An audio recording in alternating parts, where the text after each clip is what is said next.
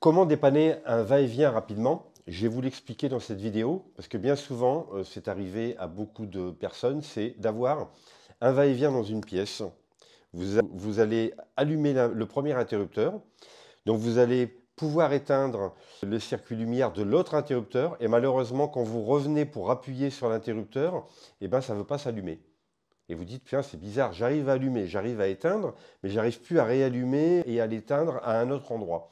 Alors, je vais vous apporter une réponse qui va certainement vous dépanner, enfin, vous allez pouvoir tout du moins dépanner vous-même le problème. Alors, un va-et-vient, donc j'ai essayé de le représenter ici sur la table, vous avez deux interrupteurs.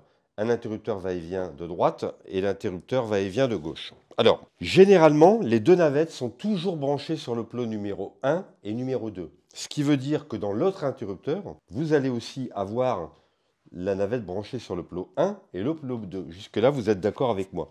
Mais, plot 1, plot 2 sur le premier, et si on regarde ici, plot 1 et plot 2 de l'autre interrupteur. Si toutefois, et c'est là que je vais vous apporter une solution intéressante, c'est que il suffit que les navettes ne soient pas branchées sur le plot 1 et 2, mais qu'il y ait une inversion, c'est-à-dire que le plot de phase ici soit branché par exemple sur le plot 1 et que la navette soit branchée par inadvertance sur le plot L de l'interrupteur. Systématiquement, et si je dis bien systématiquement, vous allez pouvoir allumer quand même la lampe, vous allez pouvoir l'éteindre, mais par contre, quand vous allez aller à l'autre interrupteur, vous n'arriverez pas à réallumer le circuit. Pourquoi? Parce que le branchement est inversé et du coup à l'intérieur par rapport au contact des interrupteurs, eh ben, il se crée un phénomène justement de coupure qui ne marche pas dans le bon sens.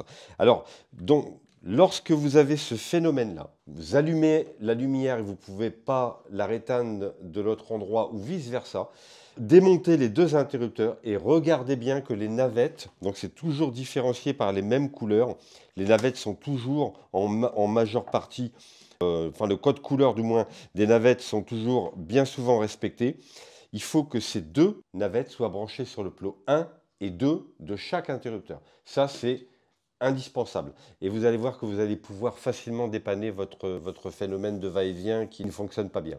Voilà, j'espère que cette vidéo vous a plu et qu'elle va vous rendre service. Je tiens à remercier Jean-Marc pour sa formation Educalec. Grâce à lui, en fait, j'ai pu apprendre à toutes les bases de l'électricité. J'ai pu faire plein de nouveaux travaux, plein de nouvelles choses. Avec un super suivi personnalisé. Aujourd'hui, je vous propose de réaliser l'électricité de votre maison grâce à une formation vidéo claire et précise. Avec un accompagnement personnalisé, votre installation sera par la suite vérifiée et validée selon la norme NFC 1500 par un organisme agréé, le Consuel. Une attestation vous sera délivrée et envoyée à votre assurance.